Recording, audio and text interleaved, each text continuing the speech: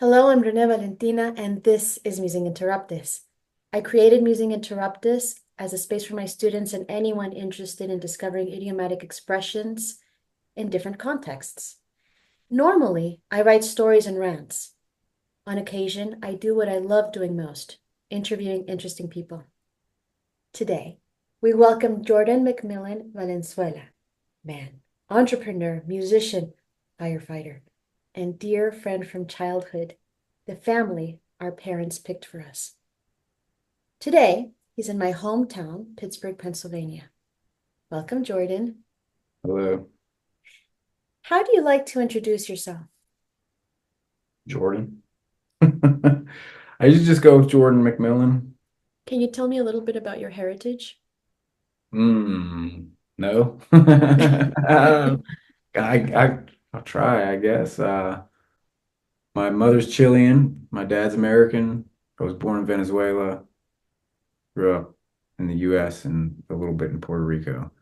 I don't know what that makes me. My dad's background was probably some like German, Irish, Scottish, uh, I don't know what else was in there. My mom was born and raised in Chile, but I think she had some Jewish, Italian, Arabic, bunch of a bunch of different stuff. So I'm just a mutt of the earth, I guess.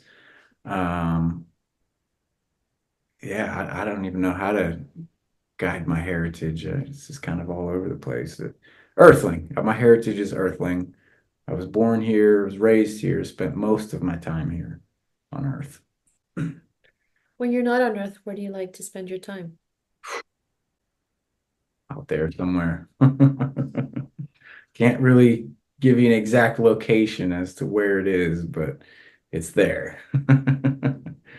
Sometimes you fall off of Earth. It's more of a fall than it is a journey. What do you do for a living? I do video production. I have to produce various sorts of videos, anything from corporate stuff to very low budget movies and music videos and sports, stuff like that. As a child, what did you want to be when you grew up? Oh man, I didn't think I would ever grow up as a child. And I was right. I never did. So I still think about what I want to be when I grow up. Uh, and I guess that would just be alive. I really don't feel like a profession or a career defines me as to what I am. It's just something that I do at that moment to make money because I have to live in a society, I guess. I don't know. Never really wanted to, I guess a rock star. If I was going to pick a profession, a rock star, I wanted to play drums in a rock band and just travel across the world and have everybody love me. Ah, not much then. What inspired you? I guess other people inspire me. I guess it depends on what I was being inspired for. You do video production or music. I guess musically, uh, other bands, other musicians, other people, previous experiences. What bands? Man, as a drummer, I think the Meters have probably been one of my biggest influences. Love funk. George Clinton has always been a hero of mine. He's just so wild and out there and just always on top of his game, doing new stuff for decades. Some of the classics, obviously. I mean, Bob Dylan's an amazing songwriter. Some newer people I love coming out too. I don't know. It never stops. People, it's something new every day. Do you like writing songs? Yeah, if when I can't just sit down and write a song whenever I feel like it. I wish I had that kind of talent. Sometimes it just comes to me just completely random and it's awesome when it happens. It sure is fun, but yeah, I like writing songs. And what inspired you to be a video producer? Oh, that was accidental. Um, I won a camera one day. I was playing in a band and I was working as a salesman for the cell phone company. Used to sell cell phones in the kiosks at the malls. And the company was going under, so they replaced our commission system with a prize point system, which was stupid. Everybody was mad about. And through that, I ended up winning this little handheld camera, just like one of those ones your mom would have at home to make home movies and stuff. And I was really upset about it. How the hell am I gonna make money with a stupid camera? And then I'm practicing with my band one day, and we're like, we should make horror movies and shamelessly self-promote our band. So we did. We made very, very shameless, tasteless horror movies that we didn't think anybody would ever see. And through that, we're just learning how to shoot and edit and do all this stuff. We make this terrible, terrible, terrible movie that ended up getting this kind of like viral attention. Because it was so terrible, everybody wanted to watch it. We ended up getting like on Netflix on the early years of Netflix when it was like You DVD. did? Oh yeah. Yeah, we had worldwide distribution. And the movie was awful. It was absolutely terrible. It was just more of like a train wreck that everybody wanted to stare at. We had lots of reviews online, all of them bad, which was great in some ways too, just because like all the bad reviews were exactly what it was. They're like, these guys look like they never touched a camera before. I'm like, yeah. Look like they're just doing it to shamelessly self-promote their band. And we're like, uh-huh. Looks like they paid a bunch of strippers to get naked. And I'm like, yeah, huh? So yeah, it was an accident. But once I finished a movie, I figured I could do all the other stuff like commercials, weddings, corporate videos. So I went from tasteless horror B film producer to corporate videographer doing sports. And I just, it was a side gig for a while. And then one day I lost my job and just started doing this and haven't stopped since then. Cut and Run is yours. Yeah. How did you come up with Cut and Run? So we were filming a murder scene in a cemetery that we had snuck into overnight. And we knew that the security guards would check the area at about 6:55, 6:50 before they open the gates at like 7 a.m. So we know we're losing light and it's like getting late and we're filming this last scene where a guy's hacking a girl's head off and we got blood spraying everywhere and we finished the shot and we were like, all right, and cut and run. Everybody grabbed all their stuff and we just started heading towards the gate, hauling ass before the security guards could catch us.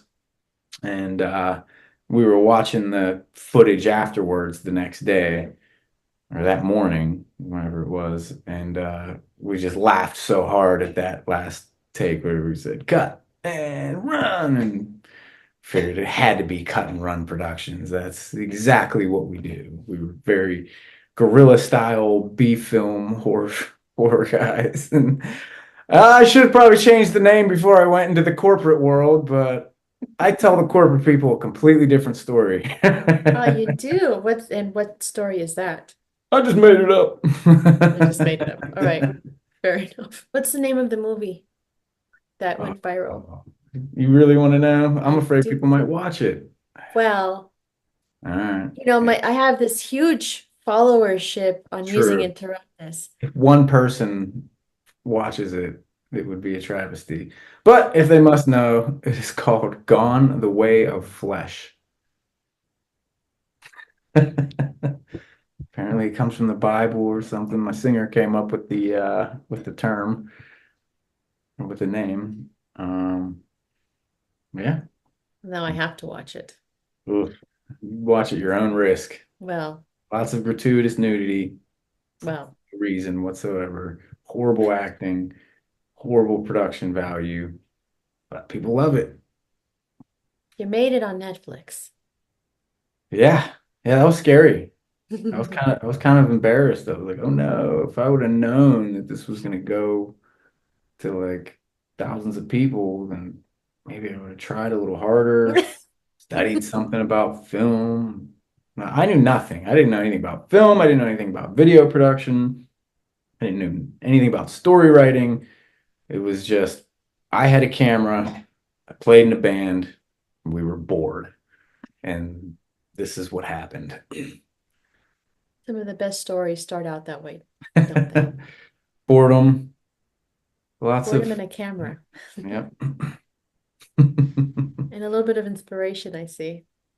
A little And a bit. cemetery. So the cemetery, I remember a story you told me, another story you told me about a cemetery. So that takes me to my next question. You've also been a firefighter.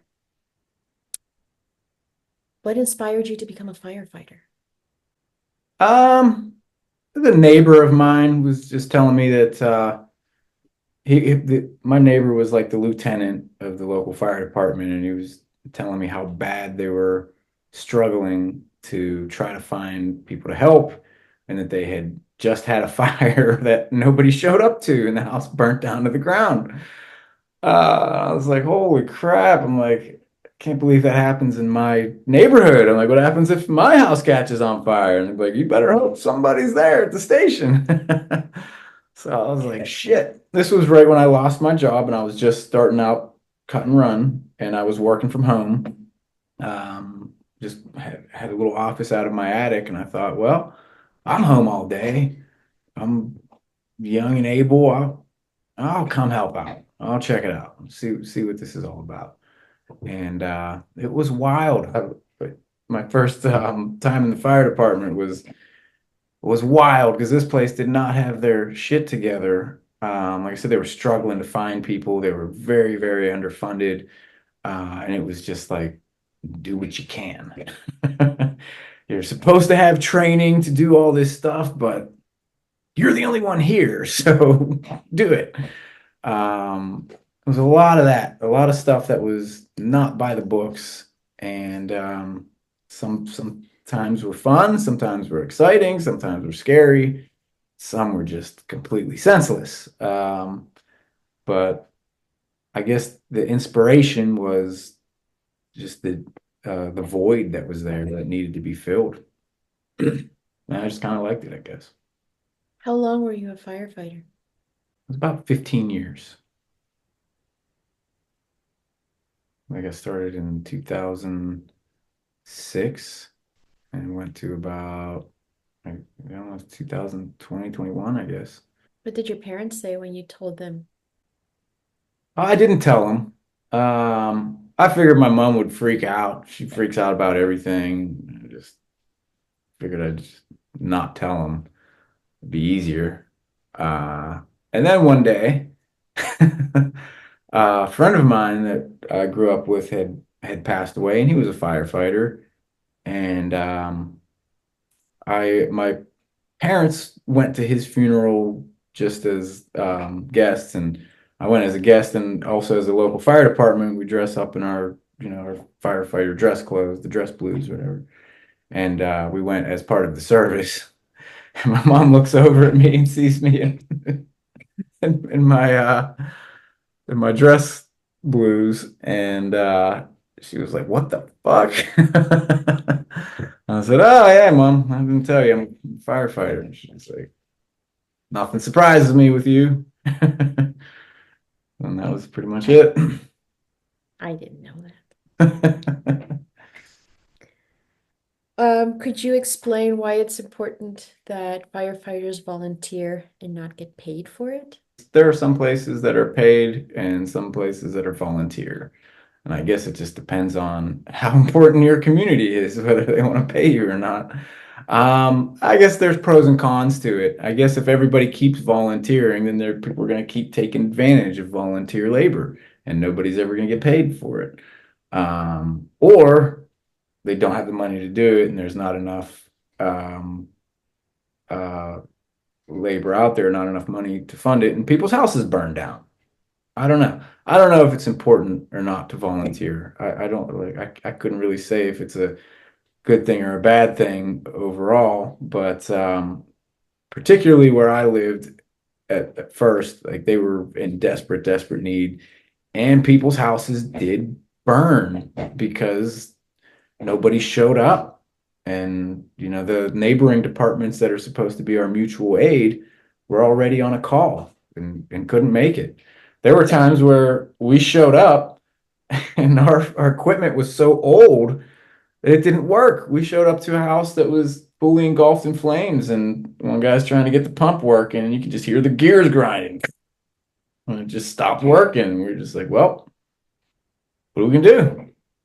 We just watched it. We just watched the house burn. People were yelling and screaming at us, do something. We can't. Don't have the money, don't have the manpower. Mutual aid is on its way, but it might be a while. And in the meantime, just keep everybody away. Keep people at a safe distance, and that's all you can do. Um, but yeah, I don't know where the funds are supposed to be coming from, why they don't go to that, why they're more important, why are we still in a modern day depend on volunteer labor and people are taking just the same risk for no money at all. Um, it's kind of stupid too because I feel like with volunteers it's a little more dangerous because they're not in practice as much as the paid uh, firefighters are. The paid firefighters have to be there, 48 hours a week. And if they're not on a call, they're training. The volunteers, they go through their training and then they just chill until there's a call. And there's a lot of people out there who don't want to go to the less exciting calls, don't want to come to drills all the time. They just want to come when there's some excitement happening. And they're not in practice, they're not in rhythm, and that's where all the accidents happen, and that's where all the injuries come from. So I love it. It's great. I'm glad people do it. I think the individuals who volunteer to do that, a lot of them go into it with a good heart. Some of them probably go into it with a taste for adrenaline, um, and that can be dangerous. But yeah, I guess if people didn't volunteer, I don't know what would happen. I don't know if eventually the government would say, all right, well, we got to pay people so people's houses don't burn down. Or maybe they're just looking at it like, hey, these guys are dumb enough to volunteer. Let's just keep taking advantage of that. Could be that too. So I don't know if it's a good thing to volunteer or not. I did it. I liked it. I enjoyed it. I would recommend to anyone to do it. I think it's a good thing that makes you feel good about yourself at least. I'm doing something for my community. Yay. Some people aren't always thankful for it, but you do it anyways. And when you can actually help somebody, it does feel great. But I think people go into it with this idea like, I'm going to be a hero.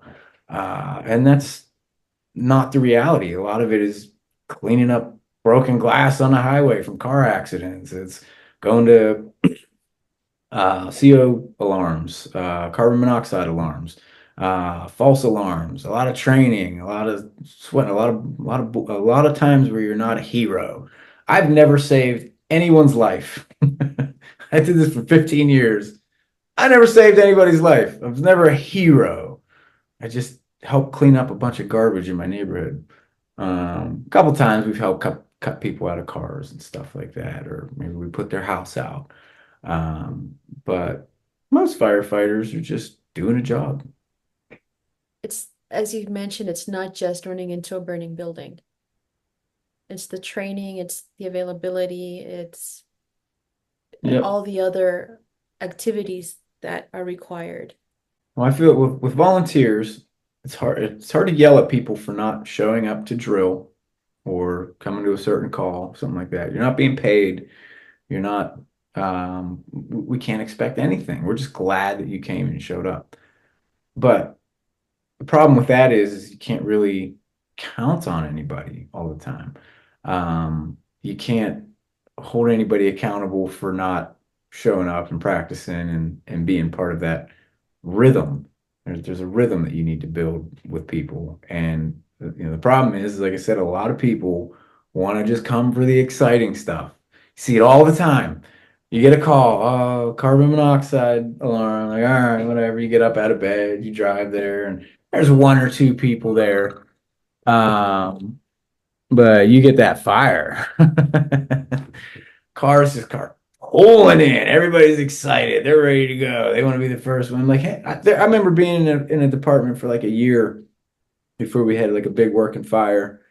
And I had been coming to a lot of the calls, and I thought I knew everybody there. And then we get a fire, and there's all these people coming. I'm like, who are you? I figured I would know you. And there's people like, I've been a firefighter here for 20 years. And I'm like, huh. Funny, I haven't seen you at any of the drills. I haven't seen you at any other calls. Um, there's no physical fitness test that you have to pass with volunteers, which is a little scary too. You want to make sure that your buddy that you're going in with can pull you out. In the paid departments, they do you have to pass a physical fitness test. So yeah, volunteer world is it's fun. It's crazy. Is it the best system? Maybe. If that's all that is available.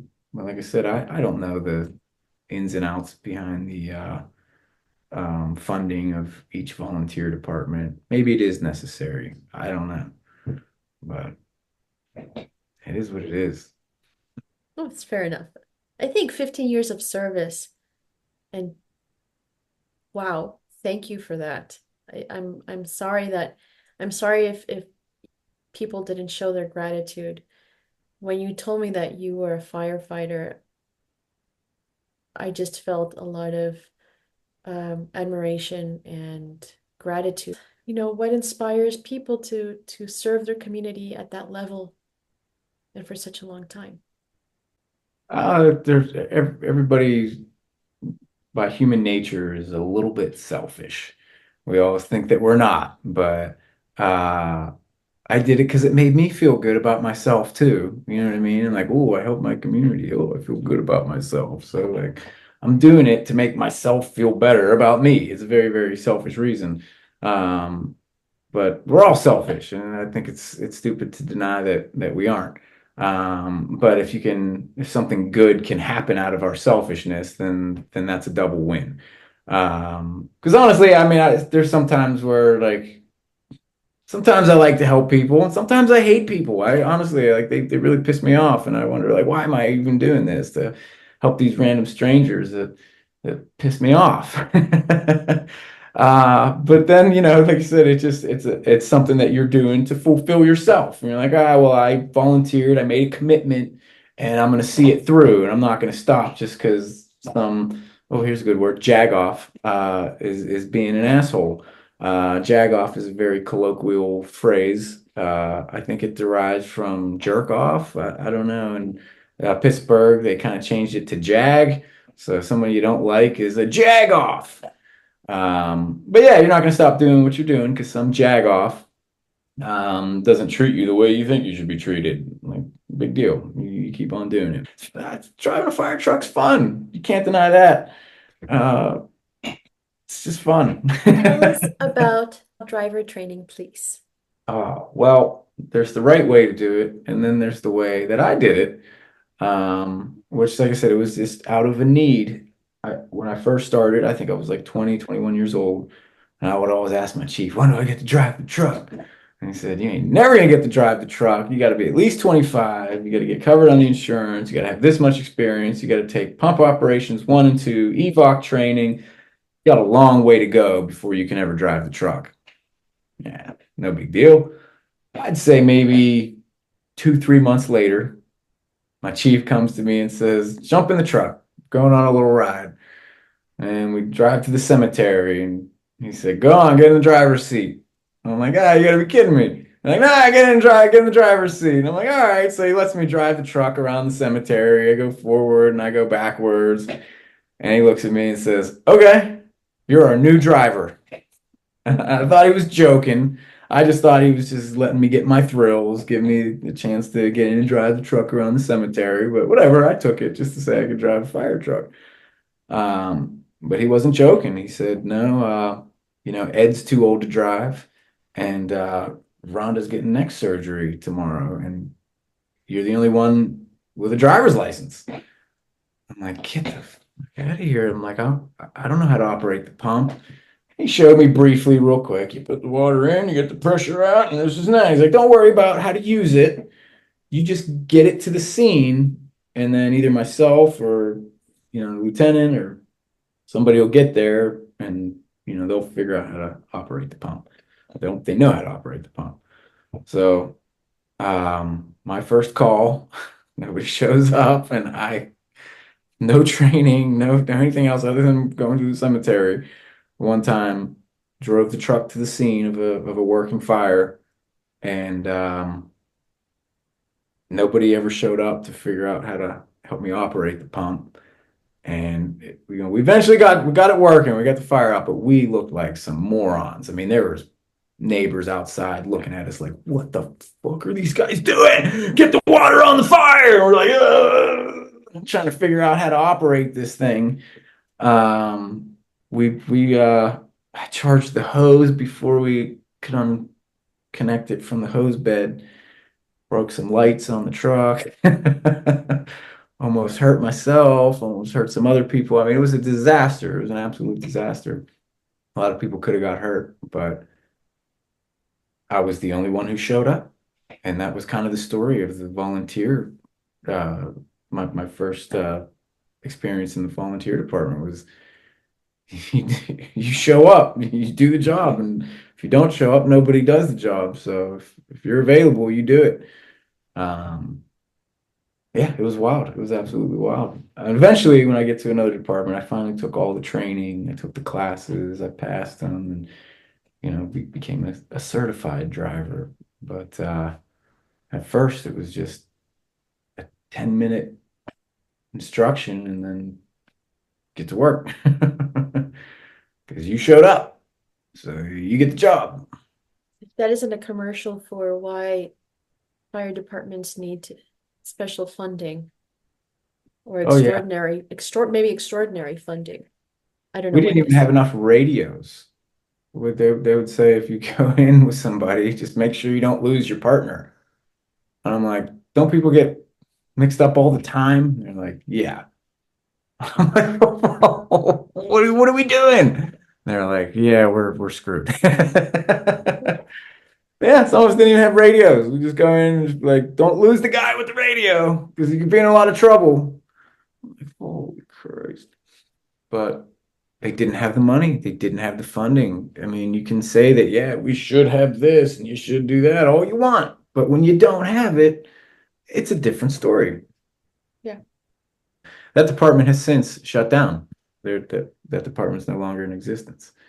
Some of the neighboring communities took over, but it is what it is. There wasn't enough money.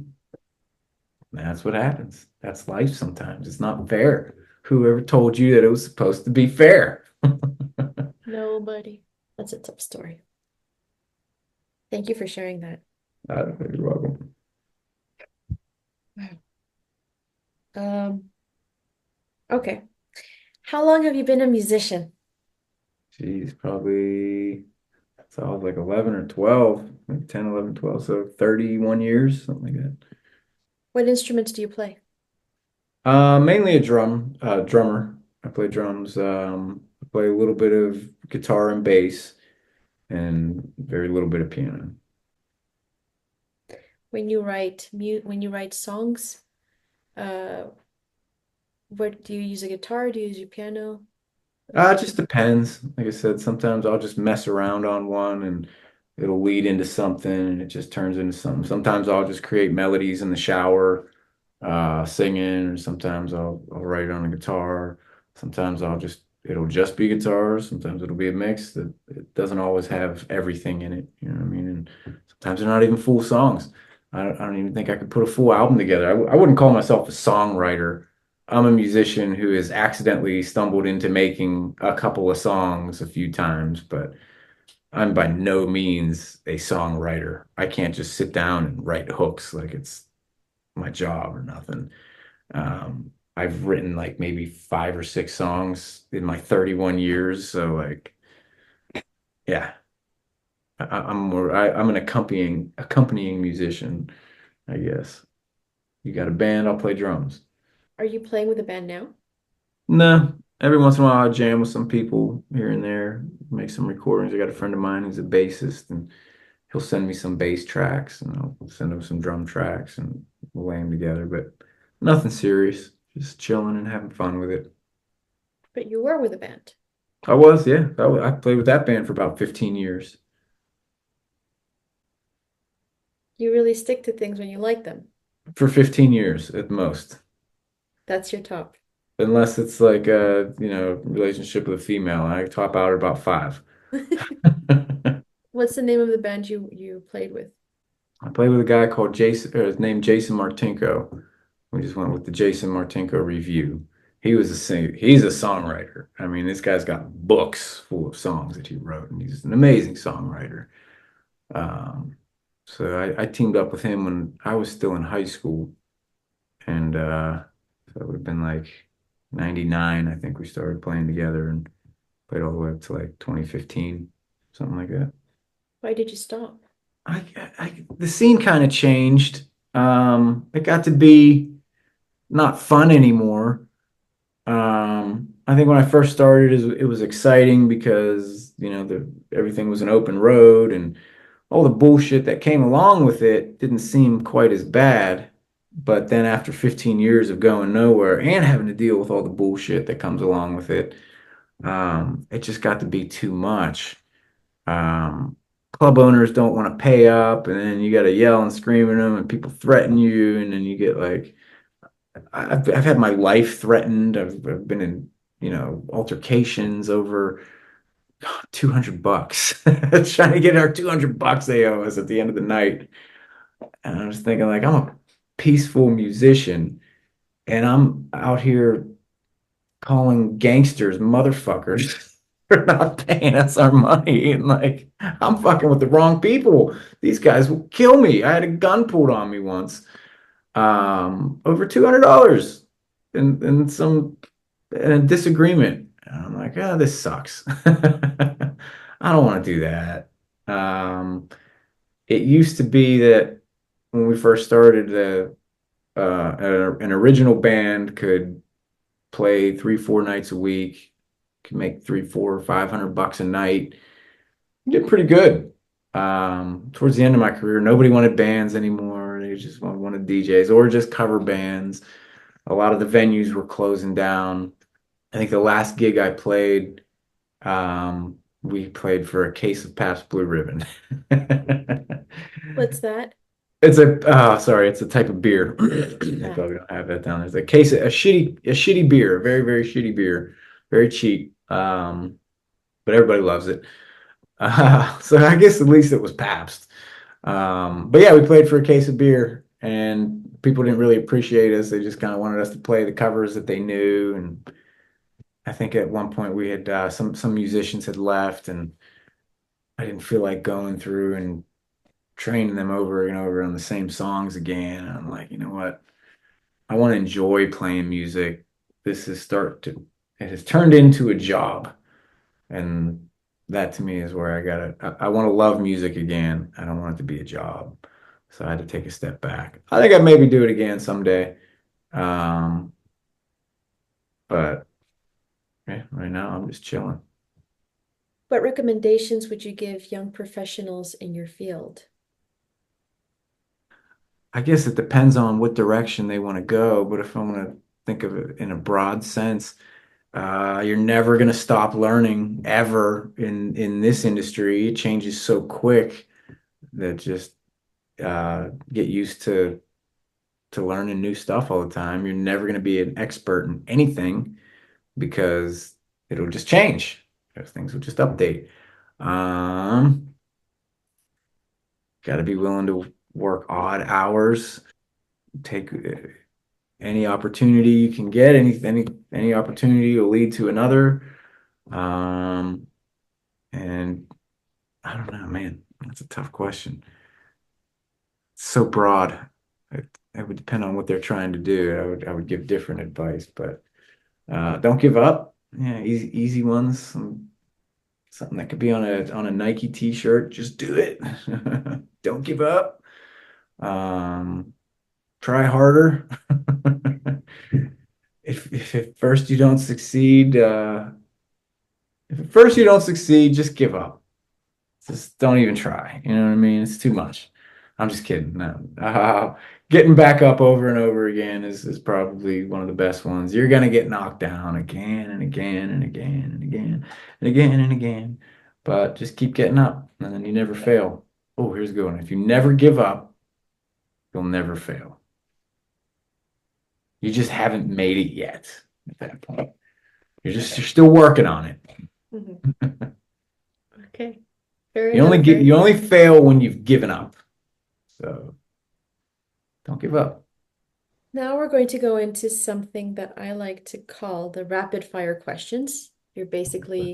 I'm going to ask you to answer just off the cuff. And just so you know, and for the people who are listening or watching us, um, I'm stealing these questions from some of my favorite interviewers, Bernard Privot, James Lipton, and Alan Alda. So, are you ready? I guess. Okay. What makes you tick? What makes me tick? Uh, can you elaborate on the question? Sure, what motivates you? What gets you up in the morning? Why do you keep doing what you do? I don't have a choice. What else are you gonna do? I don't know. I don't know really like when I was younger, I would have said something completely different, but as you get older, you're just like, what else is there? I don't know. I'm bored. Boredom gets me going every day. I'm like, I don't want to sit around and do nothing, so I'll just do some video stuff and play some music. I don't really have that much motivation. What are your favorite bands right now? My favorite bands, man, I've been getting into this dude, Ethiopian jazz master. His name is Mulatu Astaki, I want to say. He's this Ethio jazz legend. Uh, he's like the funkiest dude I've ever come across recently. I discovered him through listening to his band called the Budos Band. They're kind of all like instrumental uh, funk jazz type of fusion thing. This is the latest kick that I've been on. And it's so different than it was last year and the year before, and everything else. My friend got me into Nigerian fuzz rock for a little while, and then sometimes I get into a blues groove, a funk groove. Hey, it just depends. But lately, Ethiopian jazz. What were your favorite bands in your 20s? Early 20s, late 20s, mid 20s, changed every year. It's hard to say. I couldn't define one for an entire decade. I went through so many things. At that point, when I was playing in the band, I was digging back a little while because Jason was more into like 50s rockabilly and soul and blues. So at that time, I was trying to do a little bit more research as a drummer and trying to figure out the groove of the band that I was playing in. So I got into rockabilly for a while, which is fun. Gets old quick though. A lot of soul. I was digging a lot into the soul music. That's kind of where I discovered like the Meters and um, some of my old soul favorites. And I don't know. I can't really say for an entire decade. I went through so many different things in 10 years. Yeah, I have a new favorite artist every 6 months. What really bothers you? Politics. Politics. We just got through the election. Maybe that's why I'm so jaded. If you asked me in a month from now, I'd probably say something different. But uh, American politics for sure. Probably world politics. All politicians. They really bother me. How do you deal with heartache? Like this.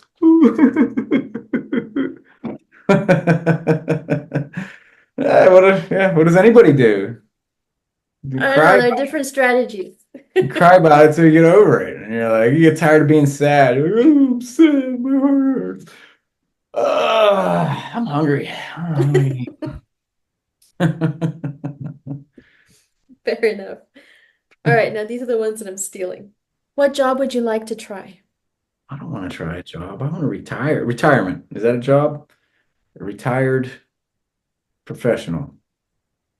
My dad says that everything in life is work, including happiness and Yeah. eating. So, retirement, of course, it's a job. I don't Yeah. know. I would love to try that out for a little while. And I kind of want to do it. I don't want to retire at the end of life. I don't get a job at the end of my life, keep myself sharp, but like retire between the age of like 45 and 65. And then when you're broke and running out of money, then go back to work because life's gonna suck in your 60s and 70s anyways. You might as well have a job. Why do you want to retire during your worst years? That's stupid. So yeah, retiree. That's a job I'd like to try. What job would you absolutely never do? Hmm. Politician. Never be a politician. It looks horrible. If I did though, I would like to make my own negative ad campaigns. I'm going to air out all my dirt ahead of time so that running my opposition has no ammo against me. I'm like, yep, I already admitted to all that stuff. Yep, done did it. Now what do you got? What's the strangest question anyone has ever asked you? What's my favorite sound? Mm. Do you see that hallucination over there? I'm like, That's a good strange question. That is a good strange question. What do you wish you understood? every language. That would be cool. I know what else would be cool. Yeah. Okay. Um, what book or movie changed your life? I'd say probably the first book that ever really changed my life was probably Of Mice and Men. I don't know if it changed it for the better. It just really affected me for the first time ever. Like the moment when he shoots Lenny in the head. Oh, I don't want to ruin it for anybody who didn't see it. Um, but yeah, I was devastated. I loved that character, and they just took him away from me in a seventh grade reading class. Like it was too much for a seven or for a 12-year-old to handle. Um, but it made me sad and kind of like appreciate life a little bit more. That was the first book that had changed. I think lots of books have almost every book and movie should change your life, but that was one that really stood out. If God exists, what would you like him or her to say when you get to the pearly gates? Ha ha, joke's on you. uh, I hope he would say like, welcome in and not like turn the fuck around and march your ass right the fuck on out of here. What I'd like him to say, man. I hope he'd say like, "I'm sorry." Like that was kind of a cruel joke. Like it's kind of a cruel joke. Like gave you all this stuff that you love, and knowing that you're all gonna lose it someday. Like this is kind of it's mean, and I'm sorry, but welcome to heaven. You made it. You passed the test. Everything's gonna be cool here. Come on in. Thank you very much, Jordan. You're welcome. For our viewers and listeners, thank you for listening. Remember to follow and subscribe, share, and continue the conversation. What did you want to be as a child? What was your favorite word? I'm listening.